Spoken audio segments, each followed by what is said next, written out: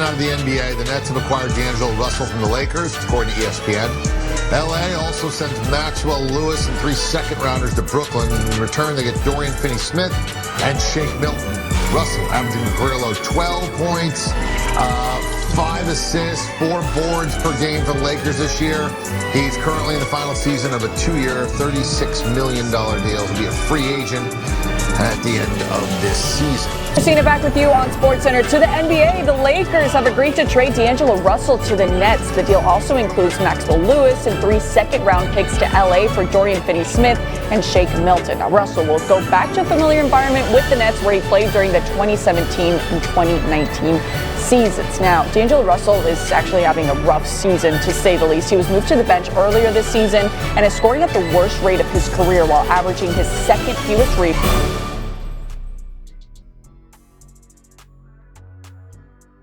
All right, what's up, everybody? I am trying to muster the energy because I am currently not feeling 100%, but I wanted to get my last video of 2024 out there for you guys. And why not have just maybe, this is maybe a shorter video, but we're going to be talking about, I'm going to be breaking down the trade. I'm going to be breaking out what the trade that the Lakers just made, and I'm going to be breaking out some trade targets that I think the Lakers could go for, but let's see. All right, here's the, before we continue, Happy New Year, happy holidays. Without you, Purple and Gold Mine is not possible. So if you can, like, share, and subscribe. Share this to people that you care to like. And if I'm speaking facts or I'm speaking lies, please comment below or share this to somebody to correct me. Or if you want to have more conversations or more intense dialogue, we can go back to playback, and playback we can have this conversation. So let's go back to the Lakers, because this is interesting. So if we look at the Lakers right now, I'm using Spotrac. You're watching my screen right now. Lakers right now have LeBron James, Anthony Davis, Rui Hachimura, Dorian Finney-Smith, and Austin Reeves as your top 5 paid players on the roster. No longer do you have D'Angelo Russell as your expiring. Further expiring contracts would be Christian Wood, would be Jalen Hurts-Scafino at 3.8, would be Jackson Hayes and Cam Reddish. Right, that's roughly a couple of million right there. So now the thing is, where do the Lakers go? Does Dorian Finney-Smith help propel the Lakers to a championship contention? It is a step in a direction. Not sure if it's the right one, but it's a step in a direction. And honestly, it's back to the roots in terms of defense first and a more two-way versatile player. So kudos to the Lakers for getting Dorian Finney-Smith for 3 second-round picks. I feel like that is a steal. So I feel like that is great for them in terms of value. And not only that, they also got Shake Milton, which honestly is an underrated prospect in terms of, and I wouldn't say prospect, but just NBA player. He's a veteran. He's also streaky, but he's a bucket. He'll get you. He'll be a more offensive driven guard that can play make a bit. So I believe him to be more of a pick and roll type player, a more of a, I wouldn't say Dennis Schroeder kind of aspect, but he can do a little bit of everything, and he can also defend. So I feel like there could be an iteration where him leading the second unit could be a thing, but for the time being, it's a great asset to have, and it's a great Gabe Vincent insurance. Or regardless, it's just a good trade in general. We also got news that Vando is coming back, we got some news that he's on the court working out. So that's something that honestly I did not expect to hear, but it's a step in the right direction. No news in terms of when he's going to be available, but at least seems like January is a possibility. Hayes is back on the lineup, so at least we got some front court depth for tonight's game against Cleveland. So that's going to be interesting. Now let's talk about the elephant in the room. And sorry if my kid is screaming in the background, but Rui Hashimura. And why do I say that? Because Rui right now, he's interesting. He's the third highest paid player right now. There's a lot of good that Rui does for this team. When he is locked in and he can provide some modicum of defense, rebounding, his offense in terms of just shooting threes, being able to close out mid-range is something that the Lakers need. However, with the acquisition of Dorian Finney-Smith, it does make Rui kind of redundant to a certain point, because Dorian can defend. He knows where to be defensively. He knows what to do. And not only that, Rui Hashimura, like the difference being like you know what you're gonna get by Dorian. Like Dorian, if he doesn't shoot well in a game, he'll still be on the floor because he can provide some modicum of defense. May not be point of attack defense, but hey, it doesn't matter. It's he can guard threes, he can guard fours, and he can guard fives pretty easily. And I think that's what you kind of need. He can shot block a bit, not to a degree that I would say elite, but again, an overall role player that I think the Lakers need. Now, that being the case, what can you get for Rui Hashimura? And I'm gonna go through iterations of this, so bear with me. I'm gonna go for top 5 trades, so bear with me. But the first one that I would talk about will be probably Chicago. And Chicago, there's two versions of this trade that can happen, and hear me out into what could happen. So Zach Lavine, he makes $43 million. Now, this is important to note, and let's go back for a moment, because this is where I think people need to understand what's going on with the Lakers salary cap and all that nonsense. So if we go here, they are right now $3 million in space before they reach the second apron. 3.5 million. Look at this number and pay attention to it. We are in the first apron, meaning that we cannot add salary to our we cannot add salary in trades. If we send out more players than we get back, that means that we are hard capped to the second apron. So we will be hard capped to that 188. So what does that mean? You cannot exceed it. You cannot do any, like, that is literally the limit that you can go to if you send out more players than you get back. Hope that makes sense. So right now we have some wiggle room of 3.5 million thanks to the D'Lo and Maxwell Lewis trade. So we got some space there. Now let's go back to the trade machine here. Again, this is the fans' dream scenario, I guess, but let's go through it. Let's see. Can the Lakers get Zach Lavine? Is that still a possibility? Kevin O'Connor, or I may have misspoken your name. I apologize, but he went on a video and said, hey, Lavine is a prospect that the Lakers can choose, can go for. And I'll be honest, I am all for Zach Lavine as a Laker. That is without a doubt. But there is a problem to be had with this. And if you're looking at my screen, you're saying, well, 17 million, you're not going to get there. Shit, 26 million. What are you doing? Well, here's the thing. Let's say, what players do we need to get to 43 million? All right. Next up, Dorian Finney-Smith. Can you send him out? Nope. He is a Laker for the rest of the season. Austin Reeves. Nope. He is untouchable. Gabe Vincent. Expendable. Let's send him to Chicago. All right. 15 million left. All right. Cool. Jared Vanderbilt, are you healthy? If he says no, send him packing. All right. Cool. And now you are 4.3 million. All right. Cool. Let's send out Jalen Hoods-Cafino. Again, project for another season, not this one. All right. 0.4 million.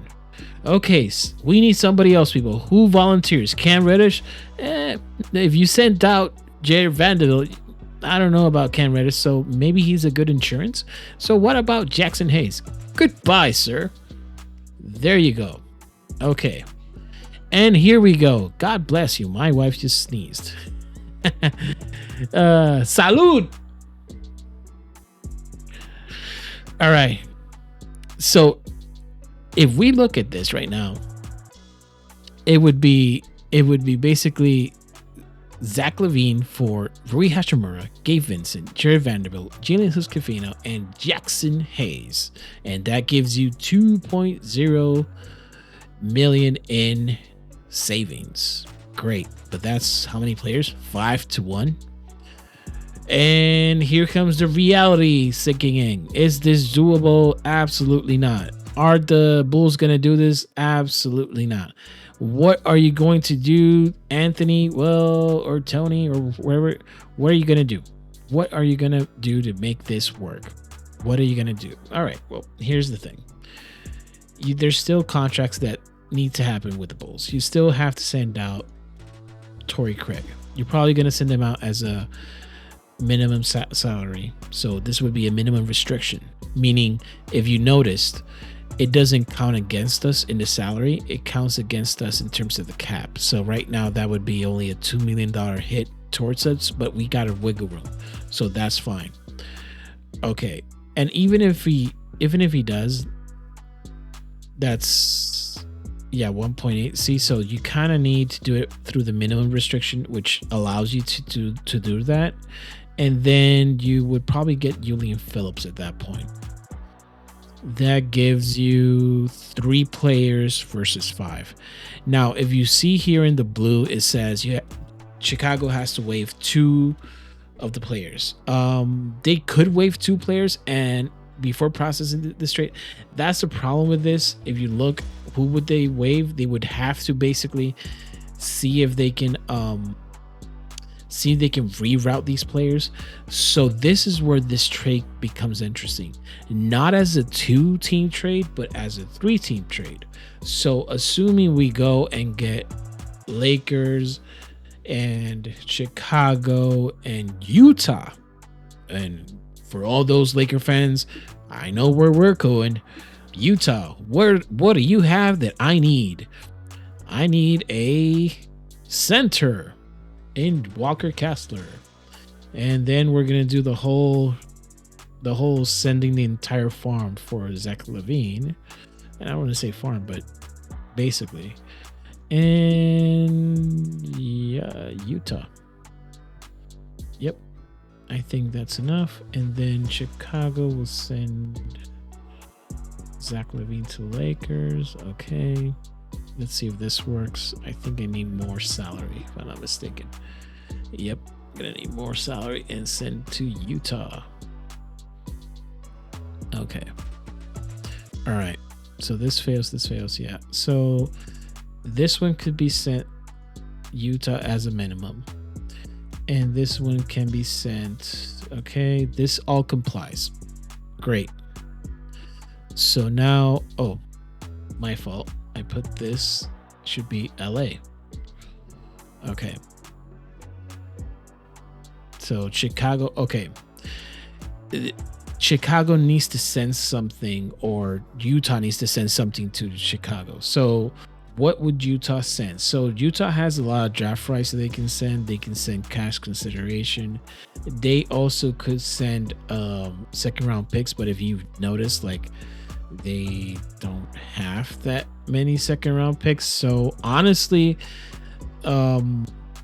just for this exercise purposes, we are going to say that they get the draft rights of someone. Let's say this guy. I don't know who you are, but you're going to Chicago. All right. So then the thing about this is Chicago has 1, 2, 3 players that they're getting. They're sending out 1. So what's going to happen? Well, here's the thing. If we go to LA to Chicago, we're going to send out Torrey Craig to LA. we're going to send Julian Phillips to LA. All right, perfect. Cool. And it says here it fails because you're adding 2.8 million. That's fine. What we're going to do is we're going to send Christian Wood to, you know what? Let's send him to Utah, because why not? Okay. All right. This all works, right? It says pass. But now here's the problem. Utah says they must waive 2 players before processing such trade. Which 2 players would they sacrifice to get a Jalen Huscafino, Christian Wood, Jackson Hayes? So, by the way, here's the trade. Trade would send you Rui Hachimura, Gabe Vincent, Jared Vanderbilt to the Bulls. Bulls will send us Zach Lavine, Torrey Craig, Julian Phillips. We would send to Utah Jalen Huscafino, Christian Wood, and Jackson Hayes. And whoever, this is just to make the trade legal. Like, everybody has to touch the, in essence. So in this case, Jazz have to send something to the Bulls in order to make this work. So to make this legal, this is what needs to happen. Now, which 2 players from the Jazz, and let's just photograph this, which 2 players from the Jazz they can waive? So if we go here and let's just go to the Jazz for 1 second. Who's an expiring? Patty Mills is one that they can waive. What about who else? You see where there's an issue with this. They need to waive somebody else and they can't. They they would what? Sensabaugh? No. Collier, they just drafted him. Filipowski, they drafted him. Yuzang, I don't know about that. They gave him a freaking 4-year deal, but it could be a possibility. What about Mihailuk? They gave him a 4-year deal. Like, maybe Mihailuk? Maybe? That's the problem that I face making this trade. Like, I am not against trading for Zach Lavine. I honestly, if you can make it work, damn well do it. Like, it's not like I'm saying don't do it. I'm just saying, is it even possible? Can you even make a deal like that? And that's the issue that I'm having right now. I don't know if this trade is even feasible at this point. Again, in 2K, in just in an aspect of trade machine wise, yes, this works. Do we have enough assets to compel the Jazz to do it? Well, 2027 pick is available. 2027 pick is available to take the protections off. That's one. So we can do that. We can send a first round pick to the Jazz. You know what? For the purposes of this, let's just send out Lakers draft pick. Let's just send 2029 to Utah. Straight up. There you go. What about the Bulls? Are you taking Zach Lavine, Torrey Craig? Do they value Rui, Gabe, Vincent? Maybe they don't want a pick. But what if they do? Well, you know what? I'll send you a second, buddy. Have fun with that. And have fun with Rui. The issue that I have with this is Jared Vanderbilt. Jared Vanderbilt right now makes 4 years, $37 million. That's his contract. I have problems with this trade only because it's hard for me to understand that the Bulls are just gonna accept Jared Vanderbilt and that contract. I have a hard time accepting that Rui Hachimura and Gabe Vincent, which all have 1 more year on their contracts, is something that they want or that fits their need. Again, if we look at what the Lakers gained, they gained a Zach Lavine, a Torrey Craig, a Julian Phillips, a Walker Kessler. That's all fine and dandy. But when you really look at this in terms of a macro sense, it's like, where is your forward depth going to come from? A DFS would be basically your backup forward. You would have to start Walker Kessler, probably flip the contract of Coloco from a two-way to a regular contract, and then you have some semblance of a balanced roster, a little bit top heavy, but you probably have the best starting five feasible for this iteration of the Lakers of Austin Reeves, Zach Lavine, LeBron James, AD, and Walker Kessler. That would be the epitome of the maximum you can get in this and mind you, I feel like that's fine. And people are gonna say, well, what about Zach Lavine's contract? People, if you're annoyed about the contract, just look at the player, please. Look at his season. Look at what he's done. Forget about injuries for a second. That's why you're getting him for like seconds. That's why you can get him probably for a swap. That's why this trade is even feasible or even in the realm of possibility, is because of his history. So if the Lakers are serious about being contenders, they should consider this. Now, is it feasible in terms of the volume of players? Do Chicago want to basically take on Rui Hachimura, Gabe Vincent, Jared Vanderbilt? I'm not 100% sure. This may force the Lakers to put a first round pick. That's kind of like how I view this. Do the Jazz value Jalen Huscafino, Christian Wood, Jackson Hayes? No. But they may value unprotected 2029. They may value whatever protections you put on it, or maybe they may value it unprotected and an unprotected 2027. Maybe that's what propels this team to the next level. Now, I'm not 100% sure of the feasibility of this in terms, and I'm not talking about the math, because we're watching right now, the math works. This is possible. My issue is, do the Bulls as an organization have a direction that they want to pursue?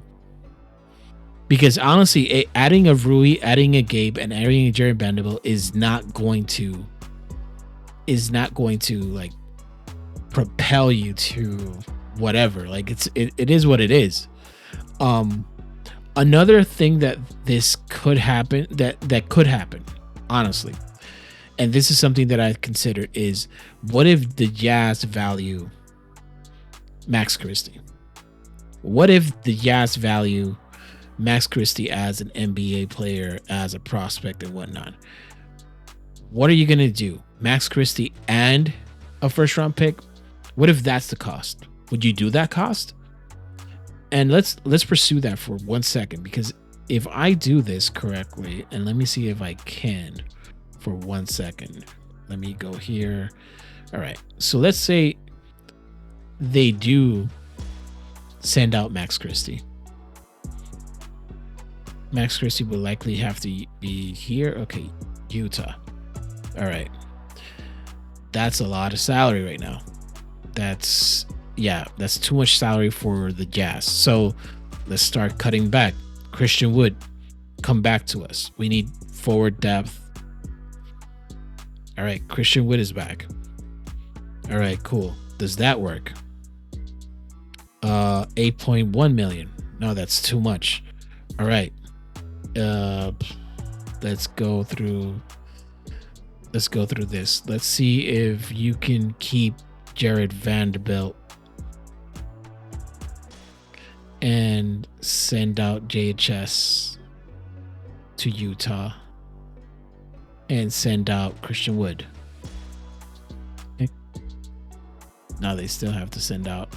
See, this is the issue. Even if you send out Max Christie, you're still short. So regardless, they still need to add Jared Vanderbilt to this deal. This is the complexity of this deal. Like, you still have to add Jared Vanderbilt. Another aspect of this, let's say Jalen Huscafino can go to Chicago, because Chicago has also Taylor Horton Tucker, they could just waive Taylor Horton-Tucker and just get Jalen Huscafino. So that's not an option. I mean, that's an option, but then it's just this part right here. Can you get back Hayes? Let's see. Can we get back Hayes? No. You see, the issue being that the Lakers have $7.3 million that they save. That's Max Christie. They can take away, which is saying like, hey, we're gonna get back Christian Wood. That's fine. It lowers it back to $4.3 million, but then it's just not enough to. The math isn't enough to keep Vanderbilt. Like Vanderbilt has to be part of this deal. That's kind of like where this whole situation kind of like falls apart. Like, do they want Delta Connect? I don't know. But in essence, what I'm trying to get with this, just to put a bow on this, I think Zach Lavine is still an option, but I think the stretch of the imagination and the creativity to do this, I don't know if the Lakers have that capability, and I don't know if the Bulls, I don't know if Utah have the appetite to help the Lakers to this degree. To the degree where it's like, no, I don't need Max Christie. Just give me Christian Wood. Just give me Christian Wood and we'll call it a day. And see, it passes. Chicago must waive one player. Yeah, again, Utah can waive one of their players. They can waive Patty Mills is probably the easiest one. And then with this one, they can waive Taylor Horton-Tucker with the Bulls. So this is possible. Mathematically speaking, it is. On the court wise, makes sense. You're spread thin in terms of depth. This would be basically an all-in move to mustering the best starting five humanly possible with this iteration of players that the Lakers own. I'm not gonna lie. Send it. But regardless, I'm not sold that the Lakers have the appetite or the fortitude to do this. But for the next probably 10 to 15 games, especially if Max Christie is in play. Max Christie will be in play in January 15th. So I would believe that around January 15th, we'll hear if these noises are true. This trade right now that we just made, the whole Zach Lavine and all that, it's possible. Totally is. Jared Vanderbilt, Rui Hachimura would be sacrificed. Gabe Vincent would be sacrificed. This puts a lot of onus on Shake Milton. This puts a lot on. This kind of works out, if I'm being honest, because there could be even lineups where you use Max Christie and Lavine, you use AD at the 5. Worst case scenario, you use. What is it? Austin Reeves, Lavine, DFS, LeBron, AD. Like, that's also a closing lineup that you can go to if Kessler's not playable. They have so many iterations of this that they can go for. They can keep Cam Reddish. This makes sense. I'm not gonna lie, it makes sense. I'm convinced it does. It's just the feasibility of it. Do the Lakers have, I'll be honest, do the Lakers have the cojones to go and flip Rui, Jared Vanderbilt, and Gabe Vincent? They extended Jared Vanderbilt. They gave him a 4-year deal. This is his first year on that 4-year deal. Do the Bulls want to keep that? Like, do the Bulls want that? And by the way, if we go here for 1 second and just look at the Bulls in terms of like cap space, their situation next year, if we just look at their situation in in 2025, 2026, they will still be a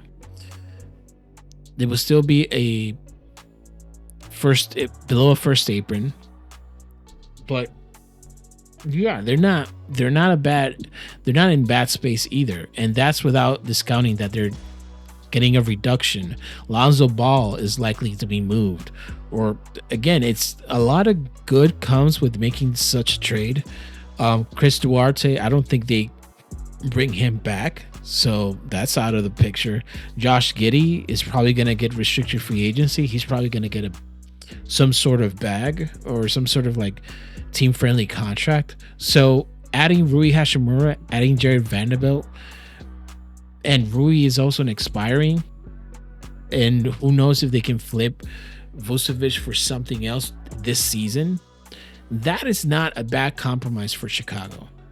I don't know if they're smart enough or willing enough to do it. I'm not trying to say that they're not smart. I'm just trying to say that their moves has been suspect. Again, Giddey for Caruso is low-key. I still don't understand how they didn't get it. Even a pick, even a protection, something. But again, if they can do this, I think it's a possibility.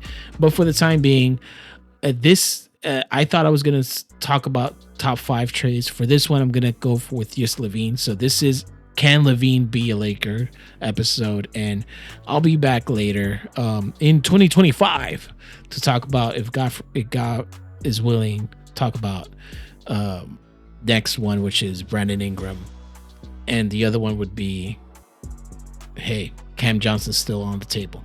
So thank you guys, appreciate you, take care, and good night, and happy New Year. Go Lakers. Later.